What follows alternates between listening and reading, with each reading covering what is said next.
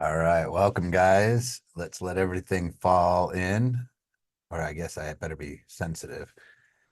Welcome, ladies and gentlemen, ladies and germs.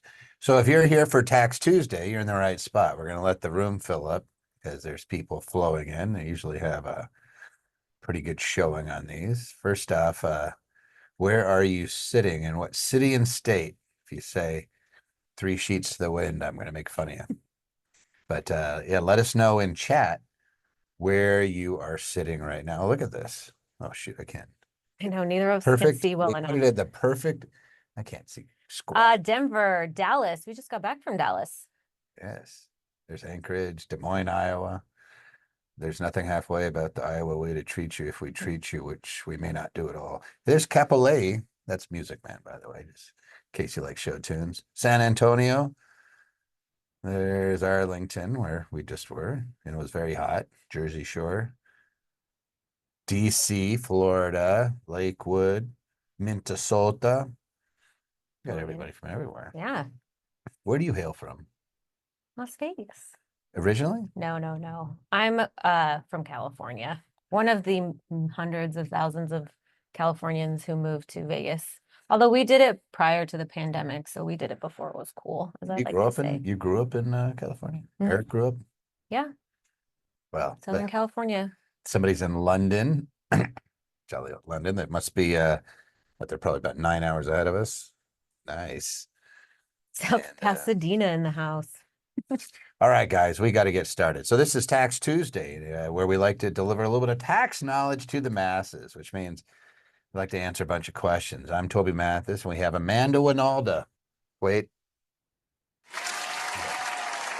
Amanda Winalda's here. Come on. Really, guys, Keep it down. guys. Yeah, that is because Elliot broke a tooth. Yeah. Yeah, we just hurt him. He's suffering. So there we I made go. the mistake of letting him have lunch today. Yeah, Usually, we feed him rocks, apparently.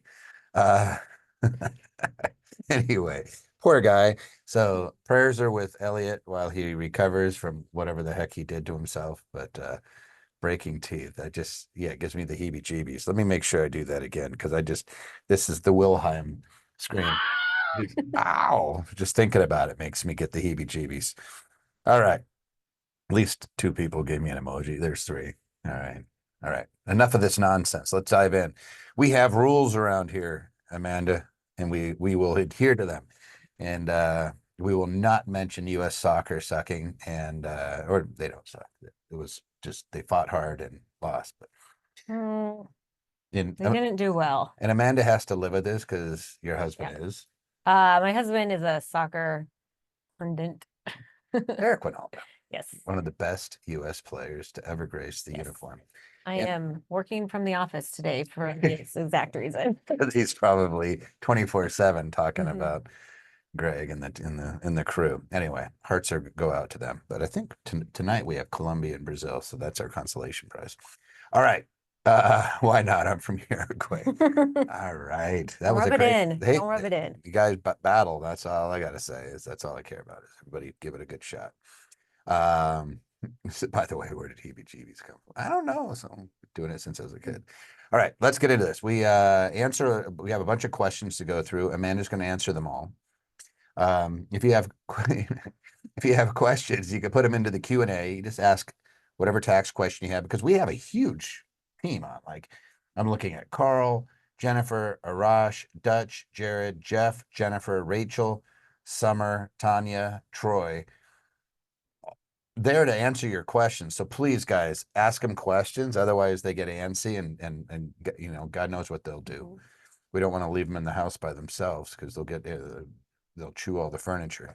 If you have questions in between your Tax Tuesdays, because we do these every other week, email at taxtuesday@andersonadvisors.com, and your question could become one of the questions that we answer live here, like we have a whole bunch. As always, if you start asking us like, hey, I'm doing this, and on this line it's this, and here's my other expense, and here's my P&L. If you start asking questions like that, we're going to say, just become a platinum client. It's less than $100 a month. You can ask all the questions all day long, every day inside our knowledge room where it's absolutely free. If you don't know about our knowledge room, lawyers and accountants available all day long. We do them as Zoom so we can answer general questions, and then they can take you into a private room if you have questions that you don't want anybody to hear. All day long, 9 to 2 Pacific Standard Time, and you can go in there and ask all the questions you want. So I don't know anybody else that does anything like that. I think we're sick in the head. Yeah, we're insane. Yep. Yes. All right. So this is supposed to be fast, fun, and educational. I don't know about fast, but fun for sure. Sometimes educational. Depends on how much you pay attention. No, it's always fun. We always have a good time. So let's dive in. So here's the questions. I'm going to read out the questions first, and then we will answer them second. So let's go through the questions. And Elliot picked these. So we will see whether or not whether he's setting us up. I already see breeding in a word, and I'm wondering whether Elliot was having fun. Maybe he That is broke his. preceded by dog, just for anyone wondering. All right. Dog breeding. Dog breeding, whatever. All right. Anderson Advisors has done a great job of creating all the pieces of my estate, but I have no idea how to put it all together. All right. That's a great first one. In particular, how do the holding LLCs flow into my personal tax return, and how does the LLC tax as a C-Corp get reported on my personal returns? Good question. Mhm. And we want to make sure that we get out way ahead of that. Like we should have a tax diagram for you. You're like, I don't want you just to do these things happenstance. We want it to be very deliberate. So let's make sure that whoever asks this, we find out who it is and get right on them. Make sure that those questions get answered more appropriately personally. Can I expense my breeding stock as a dog breeder rather than do depreciation? This sounds like a fun one. Haven't had a dog breeding question in ever. Yeah. Weird. Toby's a cat person. Cat breeding, I could get into. No, I like dogs too. It's just cats you can leave. Like, I'm gonna leave for a couple days, and they're like, "Good riddance." You come back and like, They still don't like you, so Yeah. nothing changes. not kidding. So they're wonderful. All right, can you please speak about QBI and how it is often missed by business owners? Really? W-2 employees are not allowed to use it. Who else? On the other hand, S-Corp can claim 20% right away. Is this true? Please shed some light here. All right, so we're talking about qualified business. What do they call it now? Income, yeah, and it's the Tax Cut and Jobs Act, which has been around since 2017, and all the software catches it, so it's almost impossible to miss it. But we'll show you how it's calculated. How do I use my self-directed IRA to invest in real estate? Pretty, all right, we can do that. A little broad. What is the tax impact of moving an appreciated property into a LLC? Good question. We'll answer that one too. What are the differences between an HSA and an HRA? Health They're spelled saving, differently. Check. health reimbursement Next account. question. So we'll get to that. You're having too much fun. I have been depreciating my rentals for tax purposes. Good. How can I benefit or switch to cost segregation? Oh, good question. How should I set up my stock investing to avoid huge tax penalties? Penalties? Yeah, don't worry about the penalties. It's the tax liabilities of making too much money, which I just sat with one of my clients, true story, pretty funny. Yeah, yesterday afternoon, and he was up almost 800 grand this year, and he was up 80%. And rough life. Yeah, he was doing synthetic covered calls, and he was a infinity follower. And I was like, all right, what are you doing? Because like we're targeting like 15%. Like you're doing something wackadoodle. He was doing synthetic covered calls on NVIDIA, I guess. And I was like, well, that's not my favorite stock to be doing that on, but you killed it. But he's like, well, now what do I do? I'm like, thank God that you made 700 grand. Well, now, but what about taxes? Yeah. That's the downside of these champagne Now problems. we have some tricks up our sleeves. True. We always have some. All right. Do you have to be an LLC to get all the tax benefits from purchasing investment properties? Good question. Now, I just find it funny that when people make a lot of money, they immediately start hitting on the taxes. And it's like, yeah, it sucks to pay the taxes, but you just made a lot of money. Like, let's not lose sight of the fact that, like, how extraordinary. You just had a great year. And then I talk them off the edge and say, let's not be that aggressive, please. You just killed it, but let's target reasonable returns. All right. There's, if you want to learn more, there's lots of videos. I think I have over 880 videos now up on YouTube. Having a lot of fun doing them recently. I've been doing a lot more of the wealth building, those things. They're fun. Do a lot of the tax too, but if you'd like to, just type in my name and you can go and subscribe to my YouTube channel. I really appreciate it. And then while you're at it, do Mr. Coons as well, because he's been very active. I think he's doing like 3 videos a week now. Boom, boom, boom. He's a machine. He's a machine. And speaking of machine, let's see, we have some tax and asset protection workshops coming up. We have July 13th that we are doing a virtual event. I think I'm doing that with Clint. You've been doing them. Yeah. Give I'm me a call. doing July 16th. Oh, cool. Mm-hmm. All right. Anytime you want to do mine, you just tell me. I think that's how I got into this mess. All right. And then we have September 26th to the 28th, we have another live tax and asset protection workshop, TAP Live. And we're doing that one in San Diego. Yeah. So this will be a lot of fun. Everyone come and complain about California. Yes. You come and hate on the Californians just right there, right in their face, and be like, don't come to my town. Actually, Californians are great. People complaining about California are the Californians. They're like pulling up the ladder behind them. And so they're like, yeah, this isn't. Hey, if you have a church, what is the best way to set it up for tax purposes? Calvin, you don't even have to. That's the best part about being a church, but you want to be a 501c3. Yeah. And put that into the chat so somebody can give you an answer. All right. That's the link for the YouTube. I'm sure somebody shared the link. Somebody says, can the link to the events be put in chat? Yeah, absolutely. We'd love to. I'm sure that we will make it happen. And please, other than the live event, everything's free. And even the live event, it's cheaper than the coffee, because That's true. that coffee is like $100 a gallon. Must be the best coffee in the world. All right, let's talk about this setting together the estate. So Anderson Advisors has done a great job of creating all the pieces of my estate, but I have no idea on how to put it all together.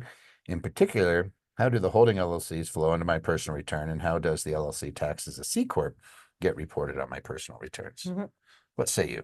So without knowing exactly what the structure is, most of the time what we're doing, our clients are real estate investors. So we will have maybe a land trust and then a property specific LLC owned by a holding company. So they're dual level structures.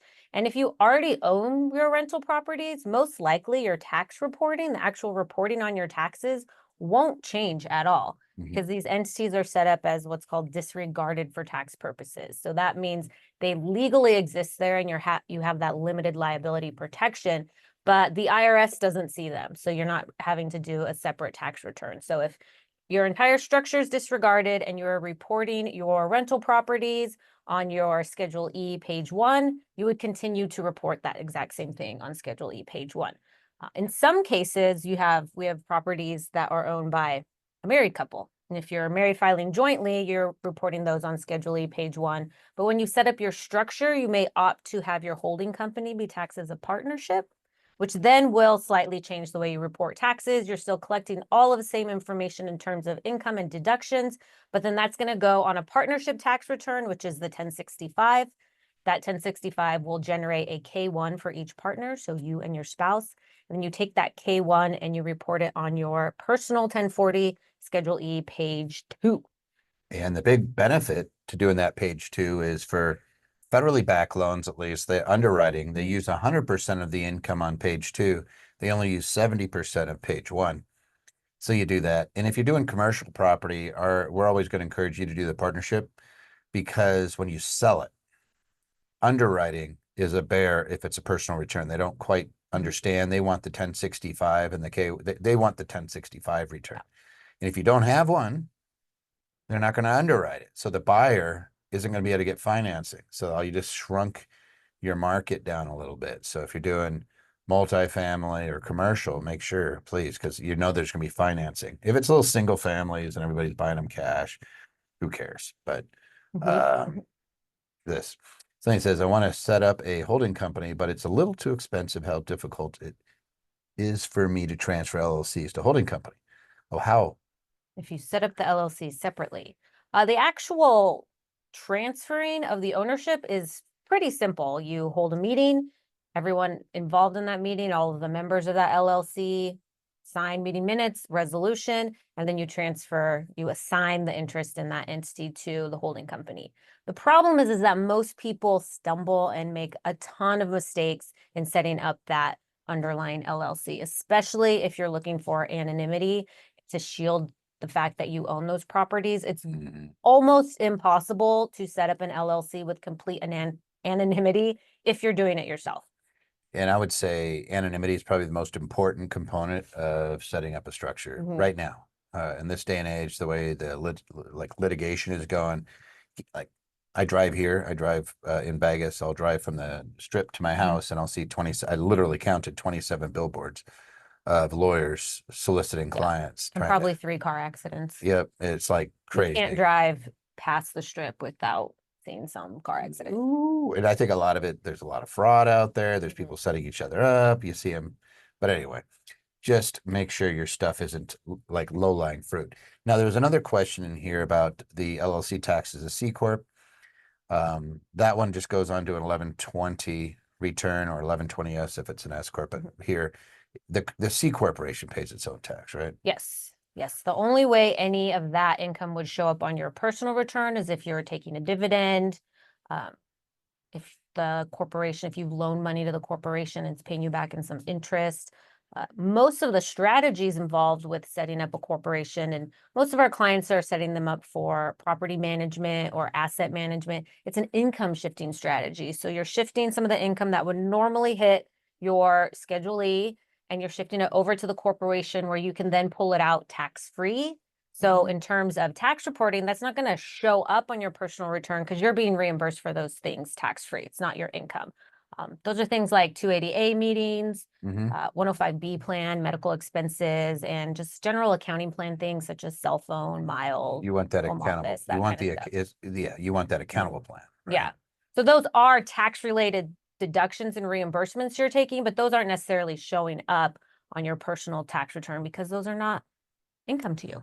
You don't pay taxes on it. And somebody says, how can you have complete anonymity with FinCEN nipping at your feet? Oh, Well, FinCEN's the treasury, guys. It's that's all it is. Nobody can see your tax returns. Nobody gets to see anything filed with FinCEN. So it doesn't actually have any impact on your anonymity. They already have the information under the Bank Secrecy Act. They just said they don't really have it organized and it's tough for them. So they passed this law, which is kind of so dumb. you guys do it. Yeah. Like, could you just make it easy for us? And I know it's inconvenient, but could you just tell me what we already know, but we don't know how to actually set up a database to gather? Like I flick him in that forehead. That's FinCEN for you. That's the Department of the Treasury.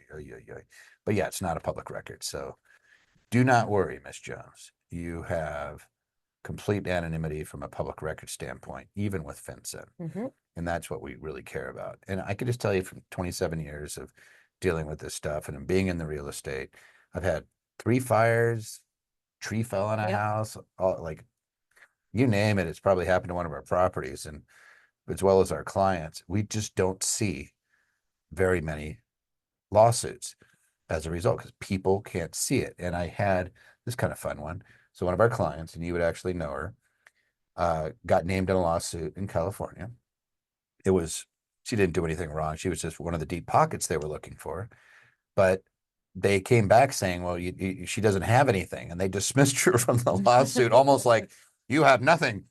And, You're free to go. And she's Poor like, person. and she's like, but I have a lot. Luckily she didn't, but she was like, do they really do that? And I'm like, yes, they really do that. They didn't want anything. They were just like, yeah, we need somebody with assets. They couldn't see any.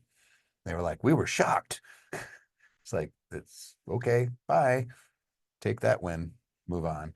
Yeah, people do that, but that's not what we're talking about now. Let's talk about breeding stock. So can I expense my breeding stock, funny way to say a dog, as a dog breeder rather than do depreciation? It's kind of a weird question. Sort of. Yeah. So depreciation is when you have business property, property has a useful life, so it wears out. Mhm. So because you're using it for business purposes, the IRS allows you to sort of take a deduction every year for that life of that property. So for dogs, the magic number is 7 years. They're Right. not listed anywhere, so they're going to go to Yeah, that so default. they have a Uh, 7-year useful life. So whatever amount you paid If- for your dog, I If, paid. I was going to say it Yeah. if it's not inventory. Right. So if it's a breeder, It's the like, breeding dog, not then it's just it's a computer. It's weird, right? It's like a computer, except it's 7 adorable years. computer. But what happens if you neuter the dog or spay the dog? After you've depreciated it? Uh-huh.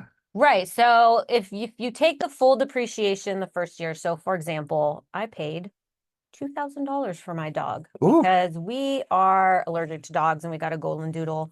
And it was 2 weeks into the pandemic and we were all freaking out and we had to have a dog like everyone. So we have our dogs, 2000 we paid $2,000 for him. He's not a breedable. It's not like the level. He's a second generation So doodle. he's not a breeder. But if he was, and we depreciated that $2,000 and we bred him for 2 years out of the 7, then we would have to recapture the 5 years worth of depreciation and claim that as income All right. if you're not using the property the whole time. So I think we made a jump to 179. So let's go. So we have a dog that's a breed that we're breeding, and it's an asset, and it's 7-year property. Mhm. That's first. We can accelerate that depreciation, which means deduction. So when somebody says, can I expense my breeding rather than depreciation? Depreciation is expensing. Yes. But depreciation is usually over the useful life, unless you're taking under section 168, which right now would be 68 or 60% Mhm. acceleration, or 179. The problem with 179, which is a code section that allows you to take 100% depreciation up front. So your case, you had a $2,000 dog. Let's say you're going to breed it and you put it into service and then you wrote it all off. So you took a $2,000 deduction and the following year you neutered the dog. It's no longer breeding. So now it is no longer business and it's been taken out during its useful life. Mhm. You would have recapture at your ordinary income tax bracket for the 6 years of depreciation that you took in the first year that you didn't end up keeping this is Yeah. this works for cars too, guys. Everybody that goes out there and gets a 6,000-pound car, like gross vehicle weight, and writes it all off, I'm like, are you going to use that 50% or more in business for the next 5 years? And they look at you like you're from Mars. I'm like, the accountant explained to you, right, that if it falls below 50%, you have to recapture all that expense that you took, right? Blank look. It's Yeah, they fun don't to do get that. just murdered by that. And then you're like, what the heck happened? And you're like, yeah, that's why you don't listen to Oops. these knuckleheads out there. Like, you buy a Range Rover at the end of the year and expense it. Yeah, if you're going to use it 50% or more for your business, okay, but you got to track it. If you fall below 50%, it's 100%. Like you're recapturing that puppy. And if you sell it, That puppy, good one.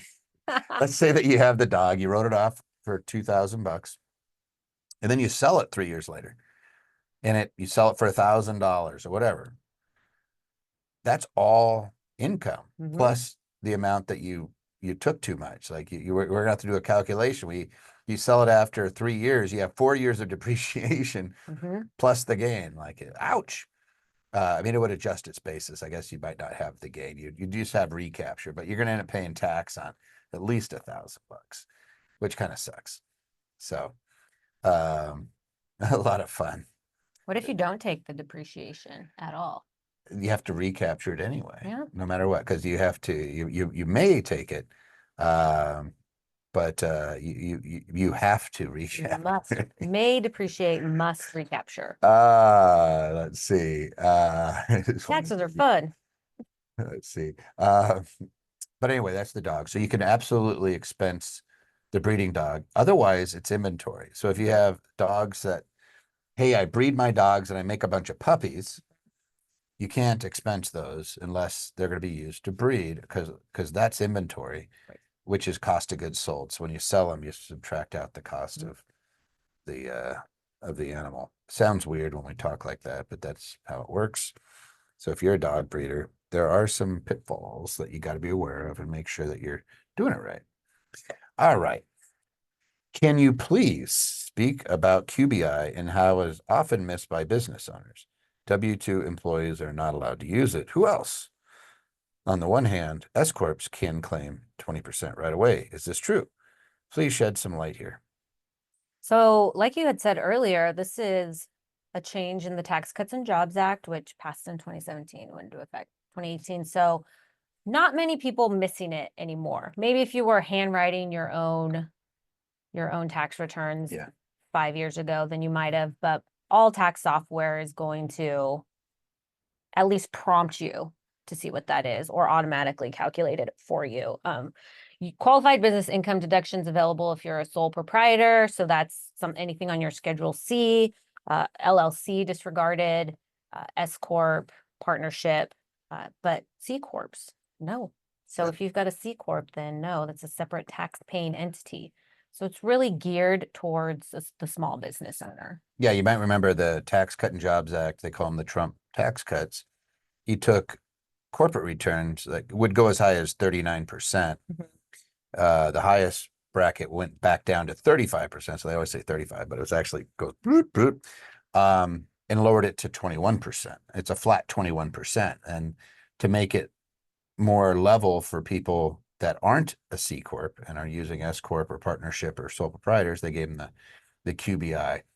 And there is a phase out depending on the type of business you are. You have a kind of an exclusion once you get over a certain dollar amount. They're pretty high, so you don't see too many people. Like, do you remember the numbers or what it I is wrote this year? them down. Okay. I would not remember them. So if you're single filer, then it's $191,950. And then if you're filing jointly, it's $383,900. And so if they're you're pretty high. if you're a doctor, a lawyer, an accountant, a performer, if it's all your like possibly even like realtors and stuff, if it's all your talent, then and you make too much, you may lose that 20% deduction, but it's almost always captured in the way we work it.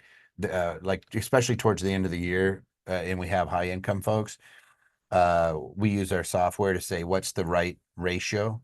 And there is a way like S corps get it, but you have to take a reasonable salary, and that wage is not entitled to the 20%, and then the profit is.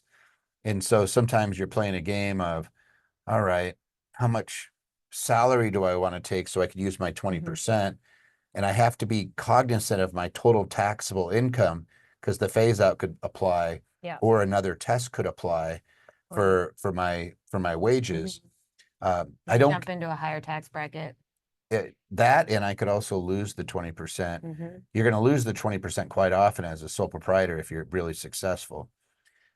Just by its nature, you're going to lose it. But if you're making like $30,000 and below, you might be better off being letting it be disregarded as a sole proprietor.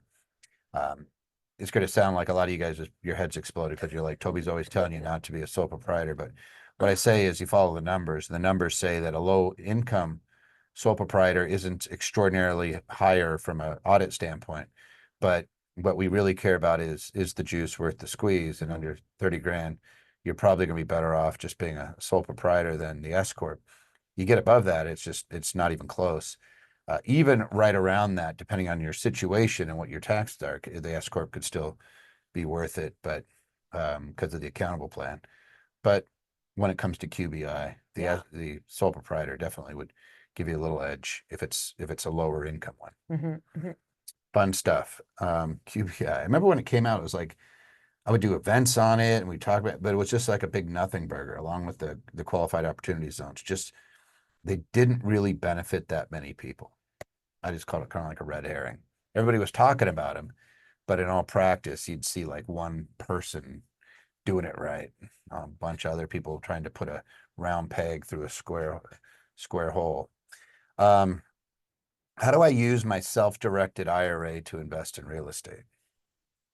Just do it. Okay, so self-directed IRA, you get to choose your investment. So normally if you just have an IRA that you don't have control over, then you're limited to what you can invest in, typically stocks, ETFs, bonds, things like that. But if you have a self-directed, then you can invest in what's considered, I guess, non-traditional types of investments. So that includes real estate. How do you do it? Find a property and you buy it with your IRA. Yeah, I would add one caveat is that liability wise, if you buy something inside the IRA, it's your liability. So people think, oh, I'm buying it in an IRA and I won't be liable if somebody slips and falls on the property. They can sue the heck out of you still. So what you do is, if you're doing an IRA, you're going to use what's called a checkbook LLC. You still use an LLC to own the property, but you have the IRA own the LLC. You got to make sure, like when we draft them, you put in some special language and you make sure that the manager is entitled to compensation, so you don't have disqualified occurrences. But it allows you to buy without having to sit there and get the custodian to sign things Yeah. on. Like they're not gonna do it quickly, right? So if you're trying to buy a property, especially like at auction or something, you're not gonna be able to do it directly with the IRA. You're gonna have to set up a checkbook LLC. Here's the other thing. The IRA, you're subject to something called UDFI. So if you finance real estate, you could be taxed on the profit that's associated with the debt. Sounds weird, but let's say I, buy a building and half of it's debt, half the profit would be taxable to me, even though it's in an IRA. The same is not true of a 401k. Yeah. So if you're going to have debt or you're going to do syndications, then my recommendation to people would be to set up a solo 401k in a closely held business and to roll that IRA. And some of you guys, well, what if I have employees in another business? Okay, just you're never going to contribute to it. You're just going to roll your funds in and use it to avoid UDFI. Still using an LLC, but if you're doing a syndication, you're buying an LLC anyway. You don't need to use an LLC. You can buy it directly in the plant, but you want to make sure that literally side by side, if I had an IRA own it versus a 401k, this guy could end up with taxes, whereas this one's not. I'm going with the 401k. There's a couple other things to consider too, in terms of if you're looking to partner or the property that you are going to buy. We have some clients who say, how can I contribute or buy my own property I already own with my IRA? You're not going to be able to do that. There's prohibited parties. So a lot of clients will have a husband and a wife will have separate IRAs. You can combine one time to purchase a property, but you can't make ongoing contributions from your IRAs to maintain that property. It's even a little questionable whether you can then transfer it into an LLC and avoid this prohibited transaction status, which would essentially disqualify all the funds in your IRA. So that's another reason why the solo 401k makes more sense, because if you are married, then you can jointly roll both of your IRAs into it and have that much more buying power. 100%. Yes. Woo woo. That was not a good one. Where's my Ric Flair? Yeah. Woo. Rick, you get crazy. All right. Some of you guys, sorry, can't help it. I've been drinking like Mountain Dews since I got here. Diet Mountain Dews. I heard they're, Stop. yeah, this is bad. I'm in timeout. All right, let's go. What is the tax impact of moving an appreciated property into an LLC? I'm just going to change their verbiage into a LLC or an LLC. A disregarded LLC? An I don't LLC taxes an S corp? That was what I thought too. An LLC taxes a C corp? You're 10 miles ahead of me on that one. LLCs do not exist for tax purposes. The IRS says, what is it? You tell me. You have like 4 choices: disregarded, partnership, S corp, C corp. But there's no such thing as LLC. So we need to know a little more information. But let's assume it's a partnership or it's disregarded. Then what would your answer be? So the tax impact isn't going to be immediate. It's just considered a contribution, just as if you were putting cash in. So it's going to show up on balance sheet as an asset. And then when the property's sold or you're earning income off that property, that's when there's going to be a tax effect. Yep. You could put money in, take money out. I always think of an LLC as a safe. Put it in your house and you're like, what's the tax impact of putting money in my safe? There isn't. Well, what if I put $1 million of gold in it? Yeah, nothing. What if I take $1 million of Bitcoin out of it? No, nothing. It's safe. So your LLC is a safe. You're just putting money in and out of it. It doesn't have a tax implication, whether you take it out to refi or not. The same is not true of S corps and C corps, which is why we don't hold real estate for the most part. There's a few occasions where I'll do it, but for the most part, you do not put real estate in an S corp, because if you pull it out to refi, it's taxable to you. It's like kicking the shin. Sucks. Don't do it. Right? Use that Don't do LLC. Yeah, don't do it. Use that LLC taxed as a partnership. Use that LLC disregarded, Right. but use that LLC. And of course, if you're hanging around Anderson people, we're probably going to use a land trust because we want to keep your name completely off of it. And we want to make it very, very difficult for anybody to figure out who actually owns this thing other than the trust. We don't want them to know who the beneficiaries are. We don't want them to have any free information, right? Mhm. Less is better. So That brings up a good tax point too, because you're just answering the question based off of like income tax. But if you're moving a property, there could be transfer tax, there can be property tax reassessments. So that's when the land trust comes in really handy as well, because it's going to avoid those things. 100% right here in Clark County where we're sitting. We've done that a number of times. You put money, you move a property into an LLC, it's not taxable. You move it out here, it's taxable, little Yep. tax. But Even if it goes back to the direct owner of the LLC. yep, but if you put it in a land trust, not taxable. Mhm. So we always use land trusts here in this county. There's also reasons to use, like in Florida. Mm. You guys have your reassessment. Yeah, Florida's just being a pain in the, you know what? We don't like them. What are we doing? Yeah, they're like they they're not They're the new very nice. California. They're the new Sorry. California. Property taxes are too high. It's a beautiful state. We love it. Everybody moved there, and then they started doing stupid stuff. Too muggy. Yeah. Sorry, Florida. They have insects the size We're of still bats. we're still gonna go back every spring. Ah, We're still there every spring. I met Sandra there, so I have to. It's good. Oh. Yeah. Brickle. Brickle. Yeah. All right. Enough of this. We answered that one. So you're going to handle the rest. I'm going to probably take off. Let's see. No, I'm just teasing. What are the differences between an HSA and HRA? Spelled differently. I- Okay, so HSA is a health savings account and an HRA is a health reimbursement account. So there's actually a number of differences. So the HSA is owned by you as the individual. You make contributions to it, as does your employer. Whereas an HRA is owned by the employer and only the employer makes contributions to it. It's really what it stands for, a reimbursement account. So if you have your own business or you're familiar with reimbursing yourself for 105B medical expenses, it's kind of works the similar way. What if it's in an S corp? The HRA? That's taxable too, right? I don't. Yeah. So it's the employer's agreement and how they pay you. If it's a C corp, then I can reimburse 100% and it's non-taxable to the recipient. If it's an S corp, I think it's income. The HSA is your plan. You have to have a high deductible plan that you're covered by, and then you can contribute. And I think it's what. I also wrote these down. Oh, you have it? 2024. 4150, 8,300 per family. So I just did it like for this year. Do you do it all at once or do you do a little bit every month? I just pop it in there. I'm just like, boom, as soon as I can. So You're just like pop it in there, and I forget sometimes. I'm like, shoot, then I have to go at the back end of the year. and do it. But you could do it all the way up until April 15th, but I like the appreciation, right? Yes. And then here's the rub on an HSA. You get to deduct it. So let's say you put $8,300 in, you get triple tax benefits. Yeah, you get it gross tax free, and you get to start reimbursing, but you don't have to reimburse right away. We could wait 20 years and reimburse all your expenses.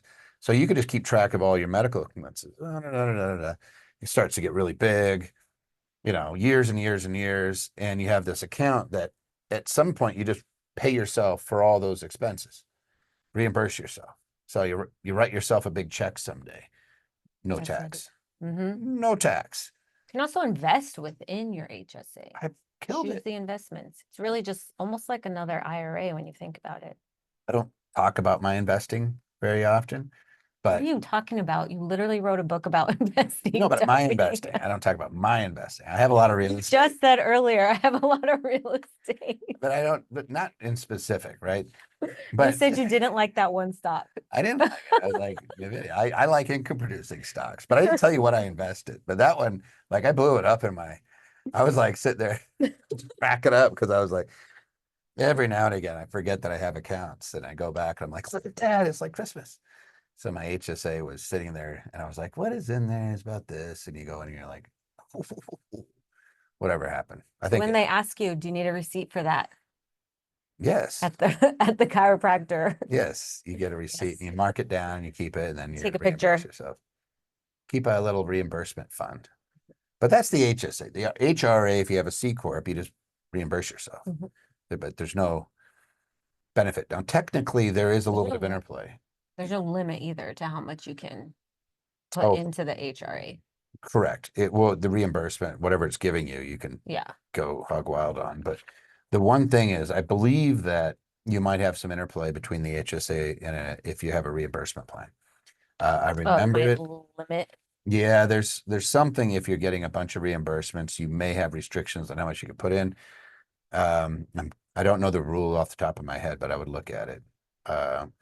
Somebody says, "Do you have classes on nonprofit organizations?" Yes, we just did one, and we have them on YouTube as well. Mhm. And Kareem Hanafi worked for the IRS in their exempt department, and is a really good guy to teach that. All right. I have been depreciating my rentals for tax purposes. Good. How can I benefit or switch to cost segregation? All right. So this is, we've talked about depreciating a little bit already. Mhm.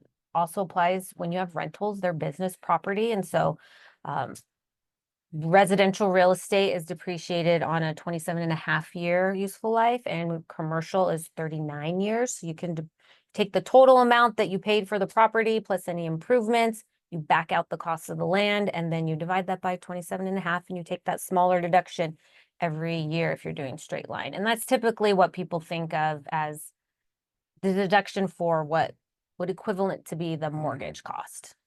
Um, and then what cost segregation does is you have somebody come out and do an analysis. So it's a specialized accounting firm. I think Clint told a story how he did one over the phone. He just went to his property and he had called them and he did it via FaceTime.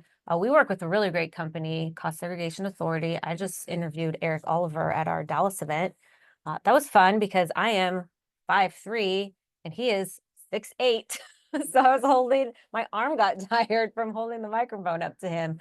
But with cost seg, they break out every piece within the property into its useful life. So 5, 7, 15-year Yep. property, curtains, plumbing, carpet.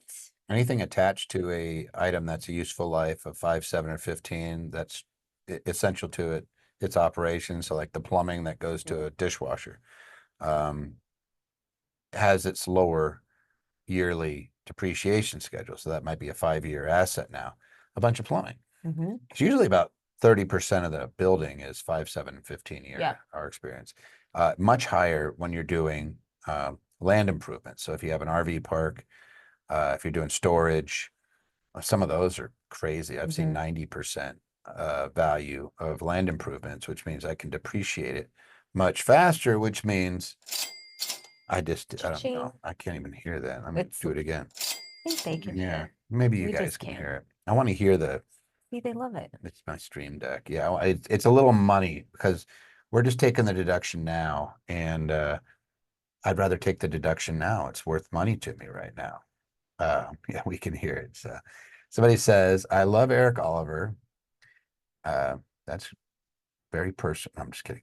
I work with him a lot. Saved one of my clients 1.4 million in taxes a couple years ago. Yep. Well, we need Julie, he's done great for our clients. His group has done great. It's Cost Seg Authority. And if you want a link to get a cost seg study, they do it free if it's one of our clients. So maybe they'll put the link up. I think it's andersonadvisors.com/CSA. Yeah. So And the great part about them in terms of this question is how can I benefit or switch is that they'll do the analysis and actually show you if it doesn't result in a benefit for you, Good about to it. they won't do it.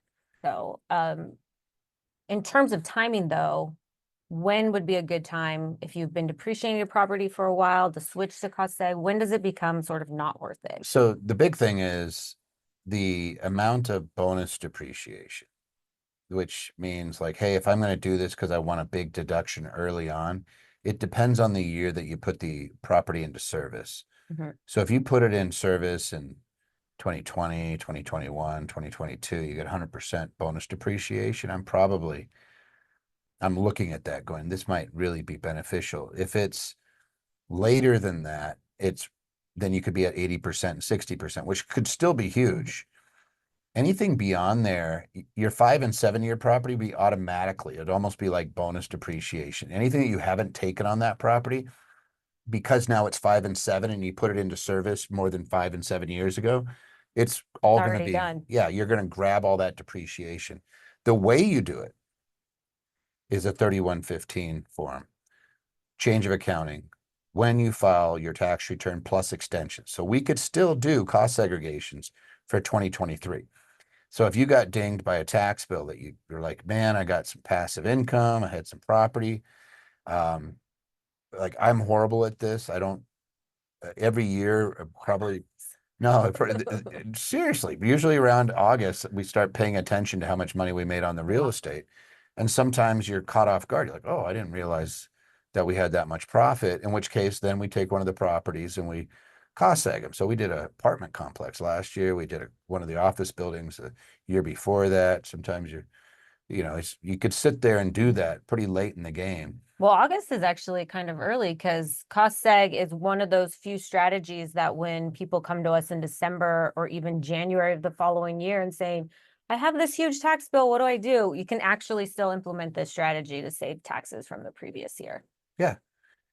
It's fun, guys, is when there's a few strategies. You can still do DBs and 401k employer contributions and cost segs all the way up until the deadline plus extensions.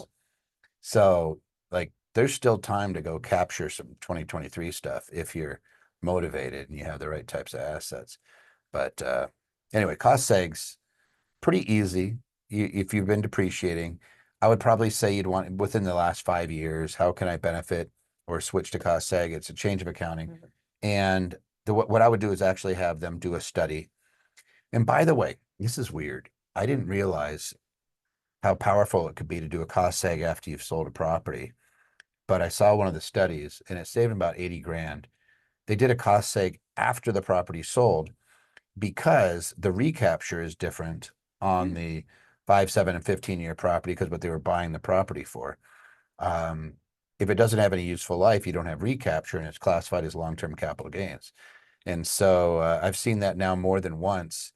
So if you sold a property, and I would say probably 1 million and above, or if you had a lot of gain on it and you were caught off guard, again, this sounds dumb, but it happens all the time. You're like, oh, it's caught off guard by $1 million.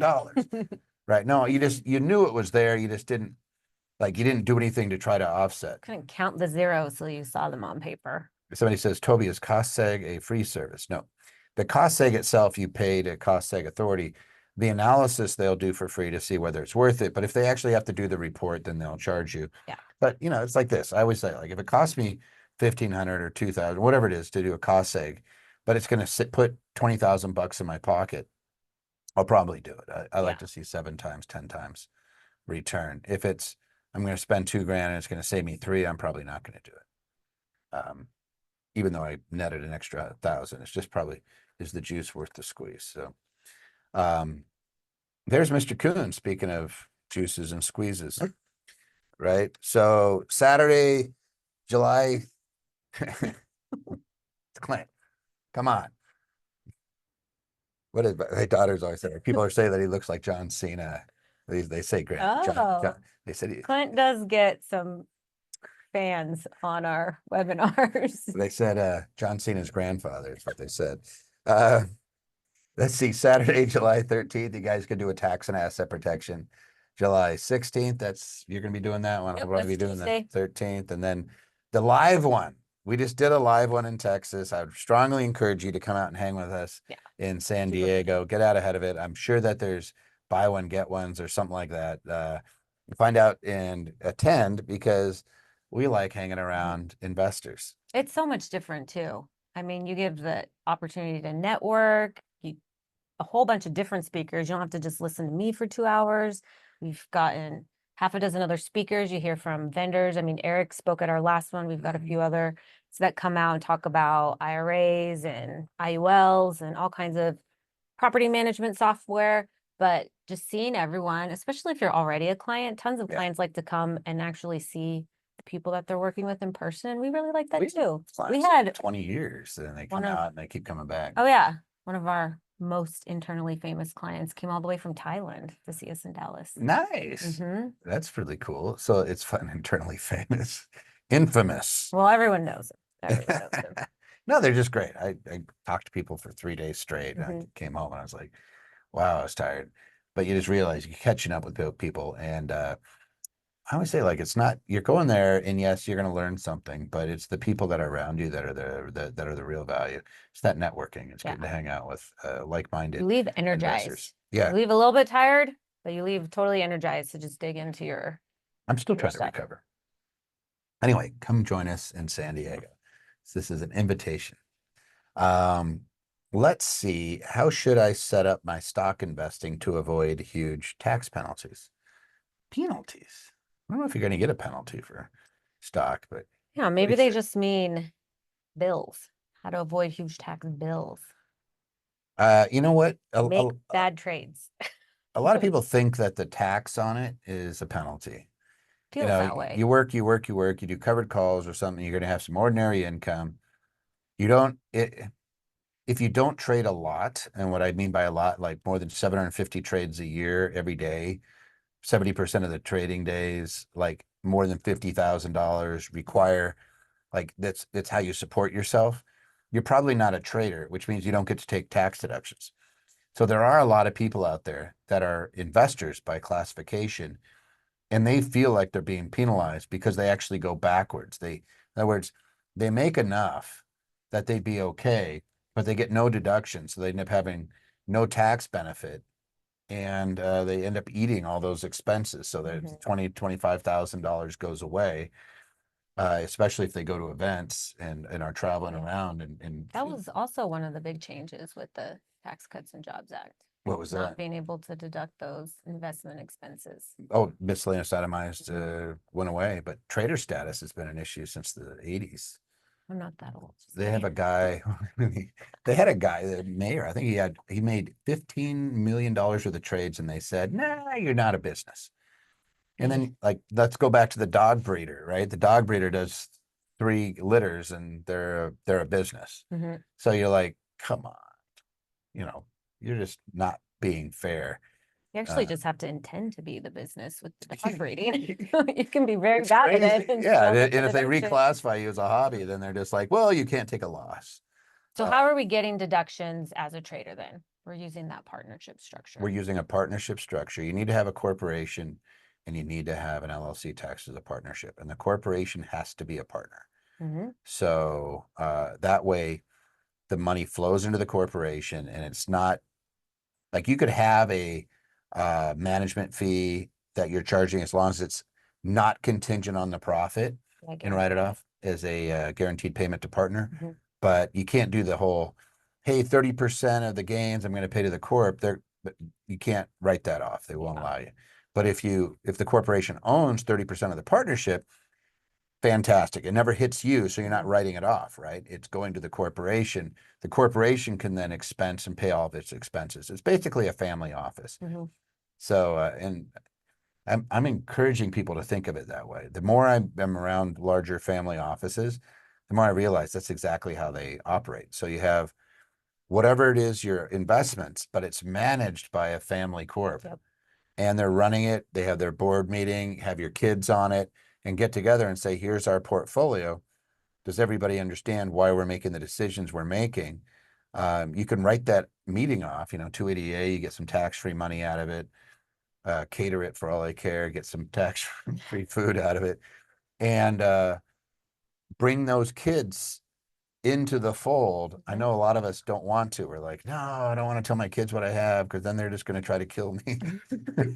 They'll be like, the living will comes back to haunt you. They're like, can I put the pillow over your face yet? Or you do the whole what they did, what I mean, Dexter. You're so morbid. I just think of that. Like, you don't want your kids like, all right, can I now? No, you want them to want you to live, right? We watch a lot of crime shows. Apparently.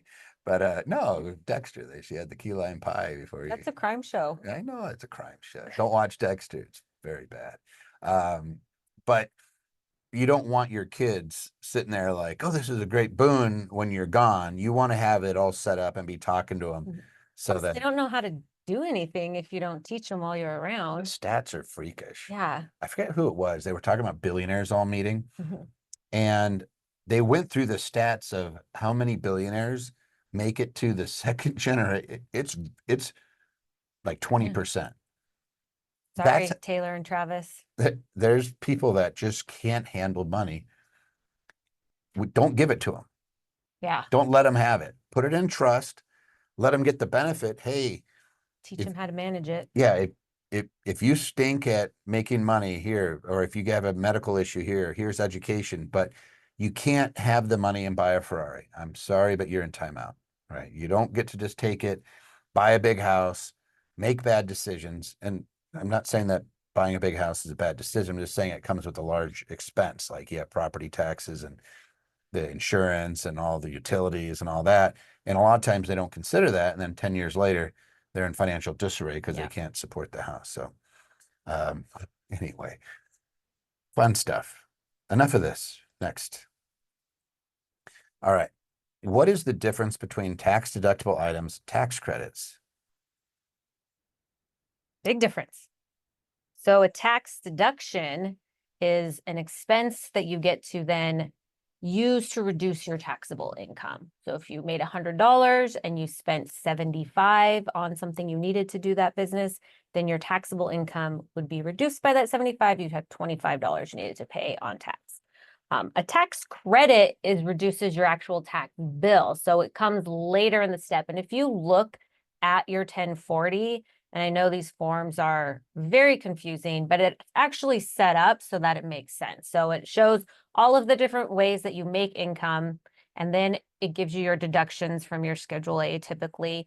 And then once that total is there, then the credits come onto your return to reduce that tax bill. So if you owe $10,000, a tax credit will reduce the actual amount that you have to pay the IRS dollar for dollar. Yep.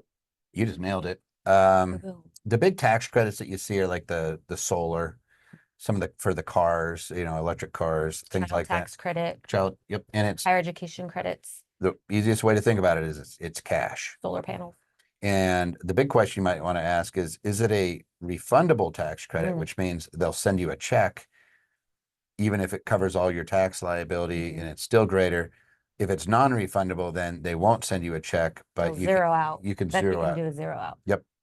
But they're huge. I mean, We want I both. yeah, We want both. we like a little cashola. So if you can get a tax credit, they're worth probably 5 times what the tax deduction is worth. Mhm. Easiest way to think about it is tax deduction might save me 30 cents on the dollar. Tax credit gives me $1 on The the whole dollar back. Yeah, big time. All right. Do you have to be an LLC to get all the tax benefits from purchasing investment properties? No, not all of them. I mean, I guess all, if we're talking about all the tax benefits, probably, but you don't have to have an LLC to own rental property. You're still going to get all of those basic tax deductions. So mortgage interest, HOA fees, uh, utilities, cleaning, uh, state and local taxes, property taxes, those things. You still get to deduct those, even if you don't hold your property in an LLC. We do want you to hold your property in an LLC for liability reasons. From To a do tax tax standpoint. and asset protection. So, and then with that, you'll get a couple extra deductions. You get to deduct the cost of maintaining that LLC, filing any additional tax returns you need for that LLC, although you most likely won't need a tax return for that. But you do still get generally the same tax benefits. You can do a cost segregation analysis, whether you own it individually, whether you own it through an LLC, Mhm. 1031 exchange, either way. The only big benefit that you see is if you have a corporation, we keep getting the ooh faces. Somebody's just, Mhm. we love the ooh faces, but the if you want the benefit of an accountable plan where you're getting those deductions, so it could be like a health reimbursement plan, could be anything, then you use the management corporation in conjunction. You're going to want to have that LLC because you want to have the Yeah. manager documented and entitled to compensation. That's one of the benefits of having those is by statute, it says you're entitled to it. So the IRS can't come in there and say, you just paid that. No, it's like the state, and I'm sorry, but this is what it says, and this is the document. Here's my operating agreement. You have every right to pay that. And by the way, I've never lost an audit on anything like this. It's not even a trigger, nor does it really ever come up because it's all documented. That's the beautiful part. When the IRS says, provide me your documentation, they usually go, okay, that's the threshold. Most people lose their audits because when the IRS says, can you provide me your documentation? They can't. And then they disallow stuff. And then people are shocked. Wait, I Yeah. can't write that off. You literally have to have the bare minimum. I've done tax court cases where people showed up with boxes of receipts and Yep. you go, we need a minute, judge, and you go off to the side and you organize them and you add them up right there. So, but That's you right. do need to have your documentation. You dealt with the NFL's conversion from, was that? Yeah, ultimately, we did some research on that, but ultimately they gave up their nonprofit status. It was the historical reasons why the NFL was a nonprofit to begin with are super interesting. It's like where sports and politics collide. Were you chief But counsel's office? yeah, Yeah. So Amanda, yeah, she worked for the IRS.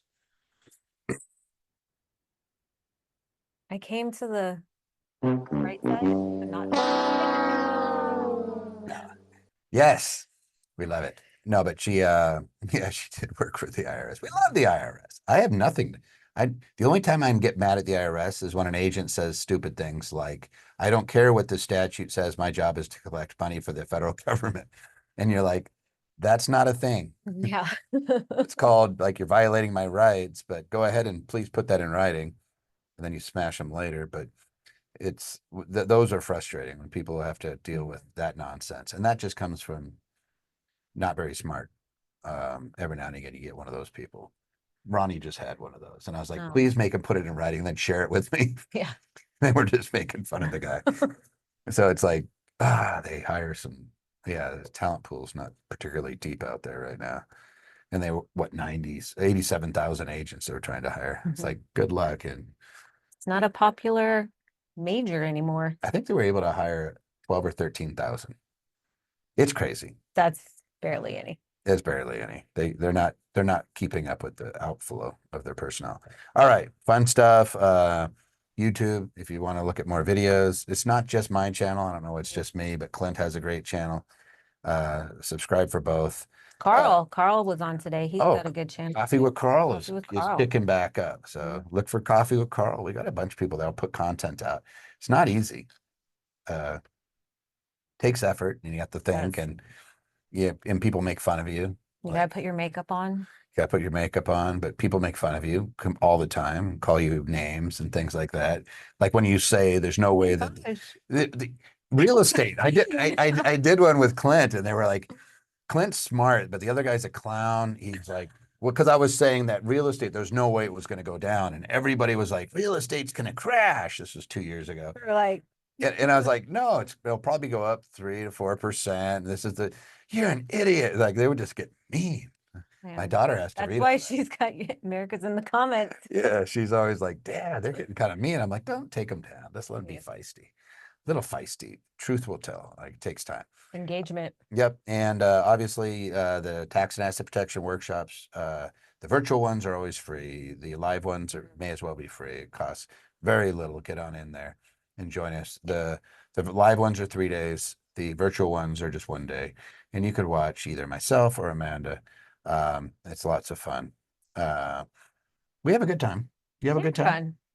Yeah, they Yeah. are fun. Yeah, they should be. Mhm. We always try to have a good time. All right. If you have questions, send it in to Tax Tuesday at Anderson Advisors. give Amanda a standing ovation for coming in after Elliot You can say it for saving the day. for saving the day. Yes, yes, yes. After Elliot wished out a broken tooth, like, come on, man up. Likely story, Elliot. Likely story. Yes, he was doing this. Uh-huh. Yes, that was not even the Kaiser. But anyway, yeah, hopefully Elliot feels better. And to everybody else, like I'm looking at the number of questions that they've been answered. They're just churning. They still have 25 open questions. You guys are asking great Yeah. questions. I've been reading them here as a sometimes I shouldn't be doing, but I do it anyway. I'm not supposed to call out all the questions anymore. I'm supposed to behave and answer what's in front of me, but I can't help it. But the guys are doing a great job. So Dutch, Summer, Tanya, Rachel, Jen, Jeff, Dutch, Arash, Jen, Matt, all you guys, thank you so much for answering questions. What we'll do is we will terminate the Tax Tuesday feed, but we'll leave it on so you guys can get your questions answered. So Yes. if you have a question and it has not been answered, hang tight.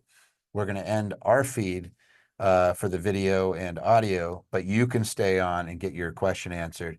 These are attorneys and accountants answering that stuff, by the way. These aren't slouches. So they'll make sure they get you an answer as you came on with us, and we'll make sure that we honor your time. Until the next Tax Tuesday, thanks again. You guys.